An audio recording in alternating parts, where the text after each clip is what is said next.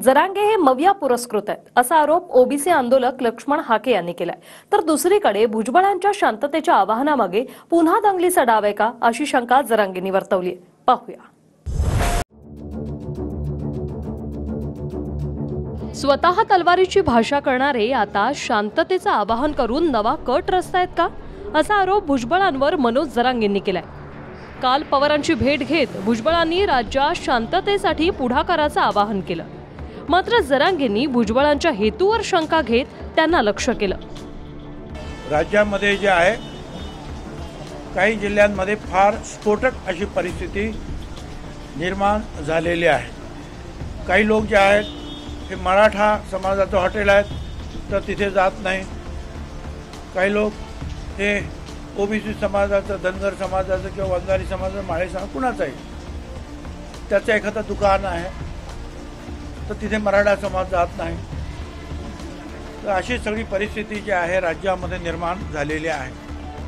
आता म्हणतो शांतता राहिली पाहिजे, पेटीला तोच इथं आंदोलनानं बसू, आमची परवानगी रद्द करायला लावतो आणि त्यांना परवानगी देतो, याला जातीवाद नाही म्हणत। तलवारी घासायची भाषा कोणी केली?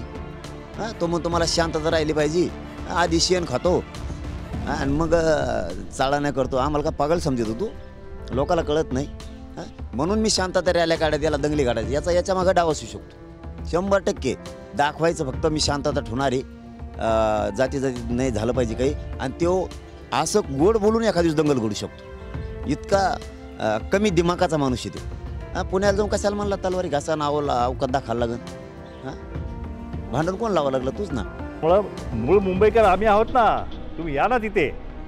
अरे आमच्या मुलाबाळांचं भविष्य हिसकावण्यासाठी तुम्ही मुंबईत येणार असाल तर मुंबईचा आमचा हा मुंबईकर जो ओबीसी आहे, जो कुणबी आहे, जो भांडे आहे, तो शांत बसेल? अरे तिथं कोळी महिलांच्या हातामध्ये कुकऱ्या असतात। आमच्या जीवनाचं साधनच ते आहे। जसं वंजाऱ्यांच्या हातामध्ये जसं हे असतं, हत्यार असतं, रात्री झोपताना सुद्धा कोयता उशाला असतो। राज्यातलं वातावरण शांत असलं पाहिजे।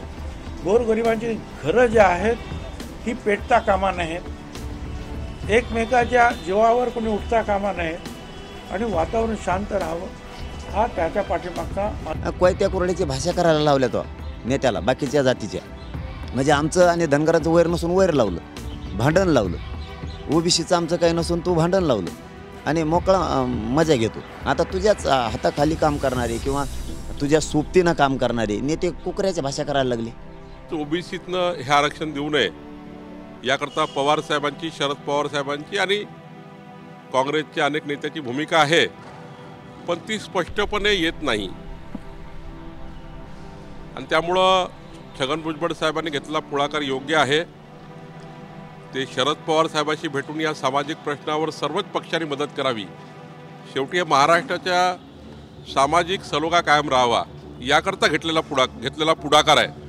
आणि त्यामुळं छगन भुजबळ साहेबांची विनंती शरद पवार साहेब मान्य करतील असं मला वाटतं। ते स्पष्ट बोलणार नसले तर मग तुम्हाला द्यायचं नाही का असा अर्थ आहे त्याचा? ते बोलणारच नाहीत, त्यांना कव्हाच मराठ्याचं चांगलं व्हावं वाटत नाही। महाविकास आघाडीवाल्याला कधीच मराठ्याचं चांगलं व्हावं वाटत नाही, अशी त्यांची विचारधारा आहे। तशीच आहे का मग तुमची बी? मराठ्यांचं चांगलं व्हावंच नाही आलेत, नाही आले द्या ना, लात मारा पाठडात त्यांच्यात जाऊन द्या तिकडे, द्या तुम्ही। तुमच्या हातात आहे ना, सत्ता आहे, बहुमत हे सगळं आहे तुमच्या हातात, द्या। तुम्हाला द्यायचं नाही आहे, एकमेकावर ढकलायचं आणि ती सवय आहे पहिल्यापासूनची ढकलणं, आणि हे आहारी गेले छगन भुजबळांचे। बाळासाहेब ठाकरे आणि शरद पवार साहेब, बाळासाहेब ठाकरेंची आमचं सुद्धा खूप जुगलबंदी झाली। जेव्हा त्यांनी मला आम्ही सगळ्यांना घरी बोलवलं, ती केस मागितल्यानंतर 3-4 तास काय झालं ती चर्चाच नाही, बस आनंदी वातावरण। पण बाळासाहेब आणि शरद पवार साहेब यांनी पण एकमेकावर यथेच्छ टीका केलेली आहे, परंतु भेटल्यानंतर मात्र त्या हसत खेळत जणू काय त्यांच्या गावी काही झालंच नाही। ही माणसं म्हणून मोठी आहे हे लक्षात ठेवा। म्हणजे कुठं जाणार? आता फडणवीस साहेबाकडे असून त्यांच्यावरच उलटाला, मागच्या काळात शिंदे साहेबावर उलटला, शिवसेनेत होता त्यावेळेस बाळासाहेब ठाकरे साहेबांवरती उलटला, ते शरद पवार साहेबाकडे होतात त्यांच्यावर उलटला। ज्या घरात बसणार त्याच घरात वाशे मोजायची सवय आहे त्याला। दुसरीकडे जरांगेंना महाविकास आघाडीचंच पाठबळ असल्याचा दावा लक्ष्मण हाकेंनी केलाय. विशेष म्हणजे याआधी ओबीसी एल्गार सभांमधून भुजबळ जरांगेंवरून त्यांच्याच सरकारला लक्ष्य करत होते. नंतर आंदोलक नवनाथ वाघमारेंनी जरांगेंना मुख्यमंत्री शिंदेंची रसद असल्याचा आरोप केला आणि काल वाघमारेंसोबतच उपोषणाला बसलेल्या लक्ष्मण हाकेंनी जरांगेंमागे मविया असल्याचा दावा केलाय. आमचं काही राज्यात सरकार नाही किंवा आमचे आमदार जास्त नाहीत, मंत्री नाहीत, त्यामुळे शासन पुरस्कृत असायचा संबंधच नाही.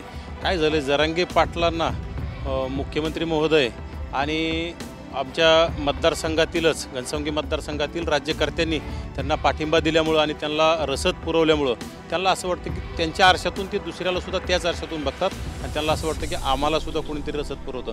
कारण की आम्हाला रसद पुरवण्याचा संबंध येत नाही. आमचं आरक्षण कोणाचं पुरस्कृत असू शकत नाही. महाविकास आघाडीचे उमेदवार निवडून यावेत म्हणून जरांगे पाटलांनी मिटिंगा घेतलेल्या आहेत. परभणी असो, जालना असो, बीड असो, त्यांनी प्रचार केलेला आहे. मग का महाविकास आघाडी पुरस्कृत म्हणू नये आम्ही त्यांना? महाराष्ट्राने बघितलंय. मग आज शरद पवारांनी मध्यस्थी करावी म्हणून महाविकास आघाडीचे मोठे नेते शरद पवार आहे. भुजबळ साहेब गेले असतील, पवार साहेब तुम्ही यात लक्ष घाला म्हणून. विरोधक असले तरी त्यांच्या पुढे कोणी जाऊ नये असं थोडंच कुठं लिहिलंय? जाऊ शकतात. बघा, मनोज जरांगे पाटील ज्या पद्धतीने मराठा आरक्षणाचा लढा लढतायत आणि त्यांच्या पाठीमागे लाखोच्या संख्येने मराठा समाज उभा राहिलेला आहे.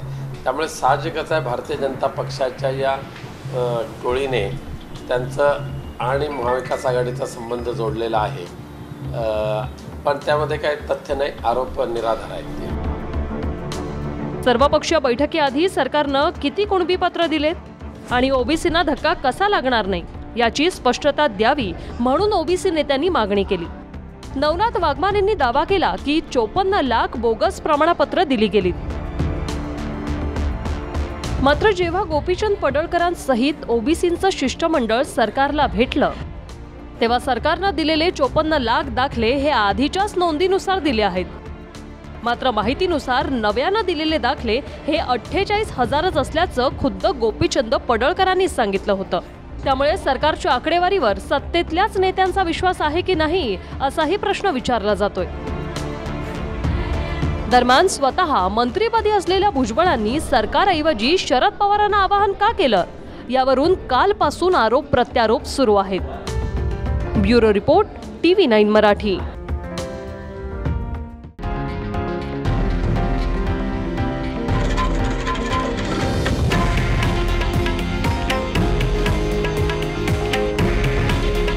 हे आहे देशातील नंबर 1 न्यूज नेटवर्क आणि आपण पाहत आहात TV9 मराठी.